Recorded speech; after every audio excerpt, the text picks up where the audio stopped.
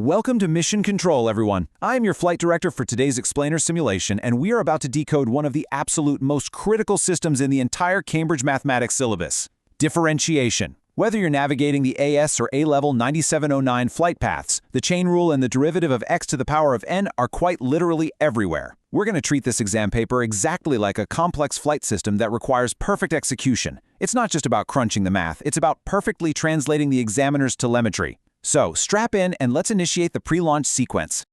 Now, take a look at the central console screen. I want to pose a burning question that frustrates so many candidates year after year. Why do students find multi-stage analysis and securing those elusive method marks so incredibly hard? To understand this, let's introduce two of our simulation pilots. Pilot Alex overcomplicates their data calculations, burning way too much time and fuel on simple steps. On the other hand, Pilot Sam ignores structural boundary constraints completely, risking a total systemic breakdown of their proof. You might know the rules of differentiation perfectly, but if you fly like Alex or Sam, your final score just won't reflect your effort.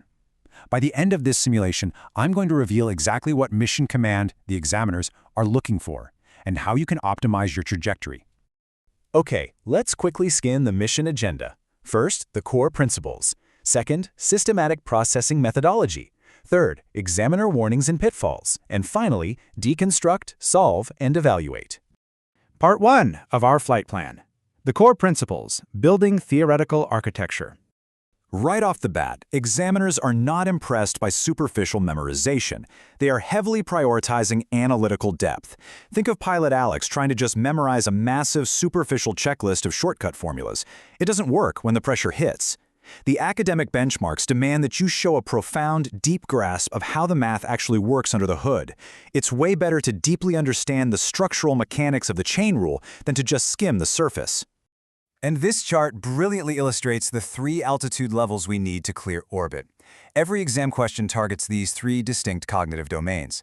Slice 1 is your base altitude, fundamental knowledge and understanding. Slice 2 is application, using your rules and standard flight conditions. But Slice 3, analysis, is the upper atmosphere where the high-tier marks live. You absolutely have to conquer all three to clear the standard. Listen to this direct, insider transmission from the principal examiner reports. Candidates referencing cross-topic connections achieve significantly higher marks. The big secret here is that differentiation doesn't exist in a vacuum. It's an integrated system. Combining it with other syllabus areas, showing those causal relationships across topics, is the proven real-world key to achieving top marks on your paper. Consider this a critical system alert. Past paper telemetry shows that students constantly confuse key terminology. If you are setting up a complex proof, you must adopt the habit of defining your terms explicitly right at the start. Don't leave the examiner guessing what your variables mean. Lay down the groundwork clearly so your navigation computer doesn't crash mid-flight. Moving into Section 2, Systematic Processing Methodology, the Method Mark Strategy. Let's map out the structural template to save your trajectory. Step 1, identify key elements. Step 2, apply relevant principles. Step 3, execute analysis with absolutely clear working. Step 4, verify your results. And Step 5, present in the appropriate format. This is your Peel structure for math. Point, evidence, explanation, link. If you skip a step here, like Pilot Sam ignoring constraints, you are going to leak marks rapidly. All right, simulation paused for just a second. Before we fire the secondary boosters to secure maximum marks and optimize your flight path, I need you to do something. Subscribe to Ace the Exams at the handle @AceTheExams right now and turn on all notifications. You do not want to miss our future simulations. Okay, simulation resumed. Let's hammer this concept home. Method marks are awarded for demonstrating the correct mathematical process regardless of your final answer. Let that sink in. If you make a tiny arithmetic error at the very end, but your chain rule steps were completely flawless, you still earn significant points. Here's a high-value system override hack directly from the source material. To memorize that 5-step framework, identify, apply, execute, verify, present, create an acronym. Invent your own mnemonic. Make it silly, like I always eat vanilla pudding, so it instantly springs to mind when the exam pressure spikes. Section 3, Examiner Warnings and Pitfalls. Let's look at some real-world crash data. All right, it is time for an interactive viewer radar challenge. We're calling this debris detection. I am putting the top 3 exam mistakes on your HUD right now. 1. Confusing cause and effect. 2. Forgetting format and presentation checks. And 3. Answers not specific to the given context. I want you to look closely at your own past papers and see if you can spot the exact sentence where your working falls below these compliance standards. Take a screenshot of this checklist. It's exactly what not to do. Let's zoom in on that first piece of debris. Mixing up mathematical cause and mathematical effect. Examiners specifically note that this destroys logical, structured reasoning. When you're using the chain rule on a system like sine of 2x, you must clearly track the inner function and the outer function. You have to explicitly understand which differentiation step causes the subsequent effect in your expanded equation. Keep them visually and logically distinct. Initiating Phase 4. Deconstruct, solve, evaluate. The final evaluation strategy. Let's move to the final touchdown sequence and see how this all builds up.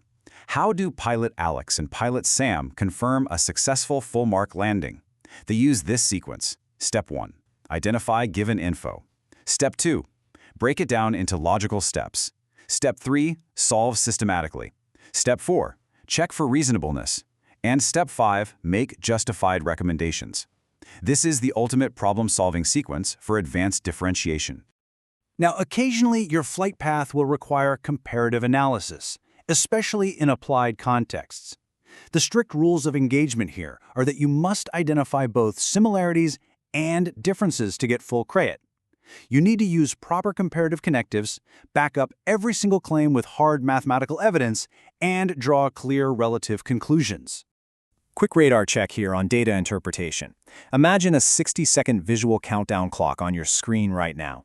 Before you can even begin to differentiate x to the power of n, you often have to extract a highly specific hidden core variable from a massive text block or a complex graph. Interpreting these relationships accurately right at the start is foundational. If you lock onto the wrong variable, your entire flawless differentiation process is going to steer you right into a mountain. We have covered a massive amount of orbital telemetry today, but I want to leave you with this final, provocative thought for your pre-flight questions scan checklist. When you finally finish a grueling differentiation problem, do you actually stop to check your final answer for reasonableness and contextual accuracy? Because the Cambridge examiner certainly will. Make sure you practice these principles, show your method clearly, and critically evaluate your own work. And hey, mission control out. Make sure you subscribe to Ace the Exams at the handle @AceTheExams, enable that notification bell, and drop a comment below sharing your specific subject and tier. Keep practicing, stay analytical, and structure your success. See you in the next simulation.